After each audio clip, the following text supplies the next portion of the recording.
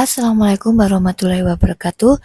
Jumpa lagi dengan Arse, yaitu tentang media pembelajaran, tentang sekolah, tentang pendidikan. Nah, pada pertemuan kali ini kita akan membahas tentang ASEAN dan PBB. Namun sebelumnya saya berharap semoga para siswa dalam keadaan sehat dan dapat mengikuti pelajaran. Yuk kita langsung saja menuju materi, yaitu tentang ASEAN. Nah, kita langsung menuju kepada materi, yaitu tentang ASEAN dan PBB. Namun pada pertemuan kali ini, kita hanya akan membahas tentang ASEAN, dan untuk PBB akan kita bahas pada video berikutnya. ASEAN. Apa sih sebenarnya ASEAN itu? ASEAN adalah kepanjangan dari Association of Southeast Asian Nations. Nah, ASEAN ini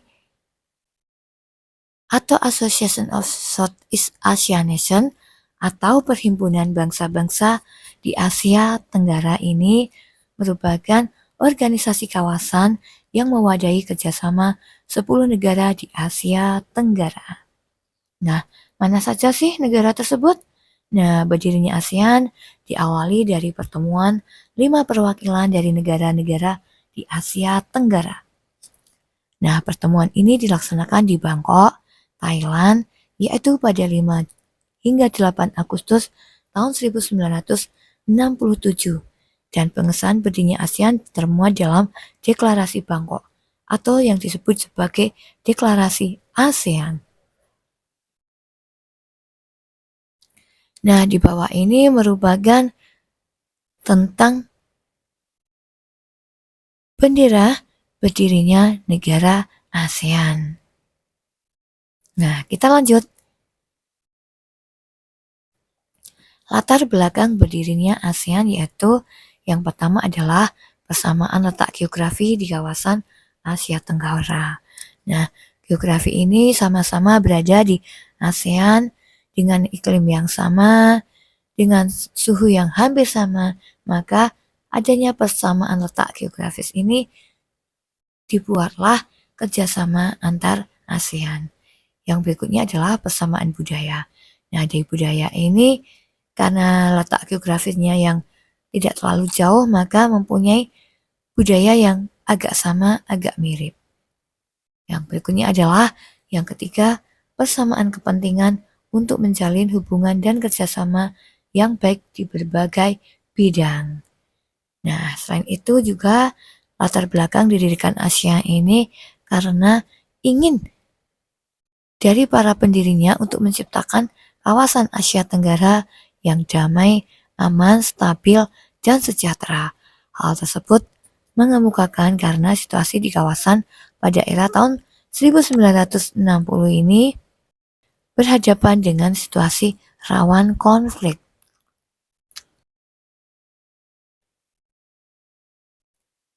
Nah, ini adalah negara-negara dari pendiri ASEAN. Ada Indonesia, yaitu ada Malek, ada Malaysia, Tun Abdul Razak, ada Singapura, Sinnathamby Rajaratnam, ada Filipina, Narcisco Ramos, juga ada Thailand, yaitu Tanat Koman yang saat ini, yang saat itu juga adalah mereka adalah Menteri Luar Negeri dari negara masing-masing. Yuk kita lanjut. Nah, kemudian ada 10 negara ASEAN beserta tanggal bergabungnya. Karena Indonesia, Malaysia, Singapura, Thailand, dan Filipina ini merupakan negara pendirinya, maka bergabung yaitu sama yaitu tanggal 8 Agustus tahun 1967 yang kemudian disusul oleh nomor 6 atau negara Brunei Darussalam yaitu 8 Januari tahun 1984. Kemudian juga disusul oleh Vietnam 28 Juli 1995 Juga ada Laos, 23 Juli 1997, Myanmar pada tahun yang sama juga bergabung, dan 23 Juli 1997, dan yang terakhir adalah Kamboja, yaitu 30 April 1999. Nah, saat ini anggota ASEAN sebanyak 10 negara. Nah, kita lanjut ya. Nah, sebenarnya apa sih tujuan dibentuknya ASEAN itu? Nah, tujuan dibentuknya ASEAN adalah mempercepat pertumbuhan ekonomi, sosial, kebudayaan di wilayah Asia Tenggara. Berikutnya juga memajukan perdamaian dan stabilitas keamanan di Asia Tenggara. Dan yang ketiga, meningkatkan kerjasama secara aktif dan saling bantu dalam berbagai bidang. Nah, kita lanjut lagi. Manfaat ASEAN yaitu yang pertama adalah mempercepat pertumbuhan ekonomi dan kemajuan sosial budaya di Asia Tenggara. Yang kedua, meningkatkan perdamaian dan stabilitas di Asia Tenggara. Yang ketiga, meningkatkan kerjasama dan saling membantu untuk kepentingan bersama di bidang ekonomi, sosial, budaya, dan teknologi. Dan yang keempat adalah memajukan penelitian bersama mengenai masalah-masalah di Asia Tenggara. Dan yang kelima, memajukan kerjasama di bidang pertanian, industri, perdagangan, dan komunikasi. Yang keenam, memelihara kerjasama yang lebih erat dengan organisasi-organisasi internasional dan regional. Nah, ini adalah manfaatnya yang sangat banyak di Asia Tenggara.